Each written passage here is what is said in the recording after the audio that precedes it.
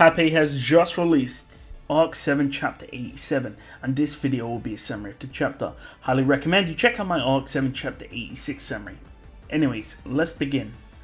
The siege of the Imperial capital, which had been attacked from all sides from rebel forces in order to defeat Vincent Valachia, had begun. The rebels had obtained a sizable number advantage in a ratio of 2 to 1. However, Vincent mutters that it's only an advantage if the group can work cohesively. That is Vincent's response after hearing the report that he received. Vincent is sitting on the throne of Valachia. Even though the capital is being sieged, Vincent shows no concern. That's due to what he just stated. Vincent mutters that it reminds him of the Valachian royal selection, where siblings have to kill each other. Vincent recalls the events of the royal selection, which resulted in the death of siblings and of a girl called Lamia.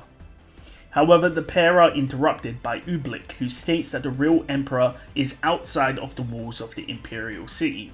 Then Ublik says he wonders if he mentioned something that he shouldn't have said. We also see that Ublik is allowed to enter the royal palace despite his rank. Ublik mutters how he should watch his tongue, especially if people found out that the emperor everyone was trying to protect was fake. As he does this, he again covers his mouth with his hand. Ublik is again reminded to not disrespect the emperor. Ublik says he's more scared of the Prime Minister, and the Prime Minister asks why, considering surely the stars will tell Ublik what to be afraid of. But Ublik states that the stars only look down on the bright and assertive. We see that each tribe of the rebels is sending in their heroes to do battle, but Vincent, who was prepared, already gave the powerful people strong roles and positions.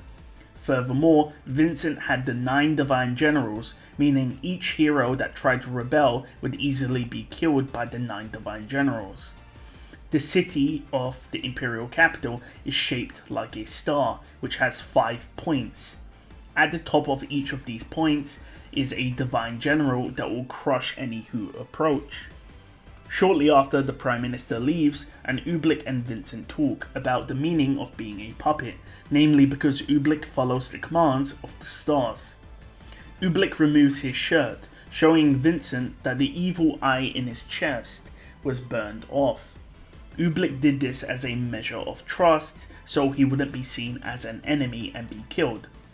Vincent then asked if Ublik received a new command from the stars, but Ublik says that he hasn't, before stating that the people in the Empire are in the Emperor's hands.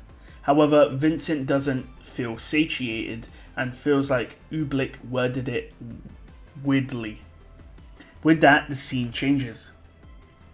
Garfield charges at Kafma, and Kafma releases thorns.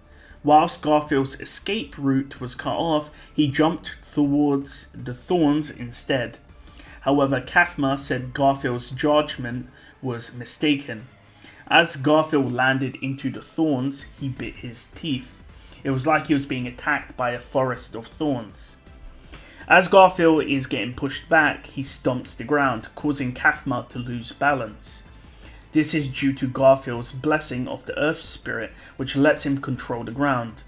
If Garfield considers himself to be on the ground, despite being on the castle wall, the blessing will act accordingly to the user. Providing, for example, Garfield wasn't flying in a flying dragon ship, then the blessing would work. Otherwise, if he was flying, for example, it wouldn't work. Anyways, as Garfield moves through the thorns, he closes the distance to Kafma. However, Kafma reveals his wings and flies in to attack. Kafma appears behind Garfield, but Garfield predicts him and punches Kafma, who blocks with shells on his hands. So by the way, like insect shells. Kafma retaliates with a punch, and Garfield punches Kafma as they proceed to exchange blows. Garfield punches Kafma in the stomach, and Kafma punches Garfield's torso. Kafma then tries to fly away, but Garfield grabs him by the leg and flings him to the floor before jumping on his back and tearing off a few wings from Kafma's body. However, Garfield's instincts tell him to jump backwards, and the area he was just standing in gets hit by a blast. We see from Kafma's chest there's a golden insect peering out. Kafma praises a warrior like Garfield, especially since Kafma didn't know who Garfield was. But Garfield says that it's for the best. Kafma asks why, and Garfield says that he cannot explain why, remembering that Otto previously told Garfield that if he revealed himself and who he was, that could lead to a diplomatic incident. So that's the reason why Garfield's keeping it a secret. Kafma says that he would have liked to talk to Garfield more face to face, and Garfield was of course confused, but his body lost power. Garfield's instincts kicked in and he can feel danger. Something was crawling inside of him. Garfield mutters that he shouldn't have gotten hit, and Kafma reveals worms on his fingertips. When Garfield was injured, he was injected with parasites. Garfield immediately heals his body with healing magic, and Kafma is shocked. However, Kafma states that he can cure the wound, but he cannot cure the cause of it, which are the worms. And by Garfield healing his body, the wounds which the worms entered from were closed up. Kafma says he'll remember Garfield's name as he punches Garfield's head, shattering his skull, and Garfield is flung off the wall. The scene changes. Among Kafma's tribe, there are many unique individuals. By being the host of insects, they can harbor unique powers, meaning that even two people from the same tribe are different. Kafma was a talent amongst his tribe, and he was seen as someone who stood alongside the 9 divine generals. The insects that he used were used as his own power, and Kafma didn't feel bad about that, considering that upon birth, the process for implanting the worms, which grant you your power, takes 12 years to prepare, and on your 12th birthday, the worms are finally implanted. Kafma apologized for settling the fight in that manner. However, he hears an explosion before he mutters Garfield's name. We see Garfield crawling up the wall of the city, his entire body covered in flames. As Garfield fell off the wall, he landed on the earth, which in itself is a blessing.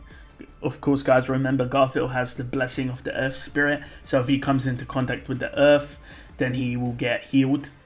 Even if Garfield could heal himself, he couldn't destroy the worms inside his body. However, Garfield used one of the magic cannons on the side of the castles.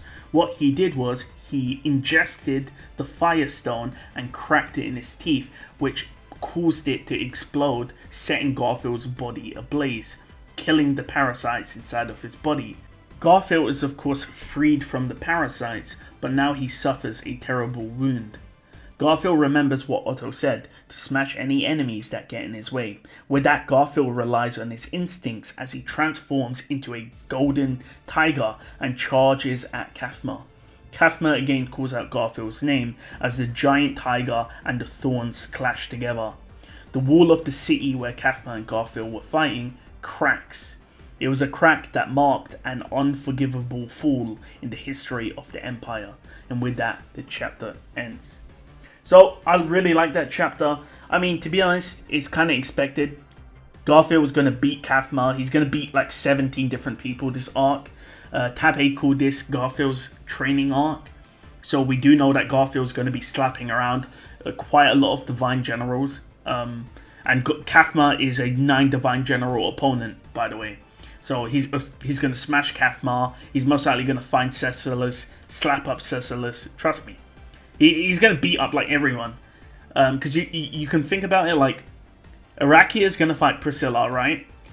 Olbart will most likely fight someone like Aldebaran or Subaru. I'm not too sure. No, Subaru will fight Todd, sorry. But Al and maybe Medium will verse Olbart and maybe Yorna. But you can see there are parallels. Maybe Julius will fight someone like Groovy or Madeline because he's got backstory with several of them. Roswell will fight someone as well, so we need to see who he will fight. But yeah, it's pretty much like a battle shonen where there's like 5 main battles going on at the same time. But Garfield's definitely going to be fighting more people afterwards.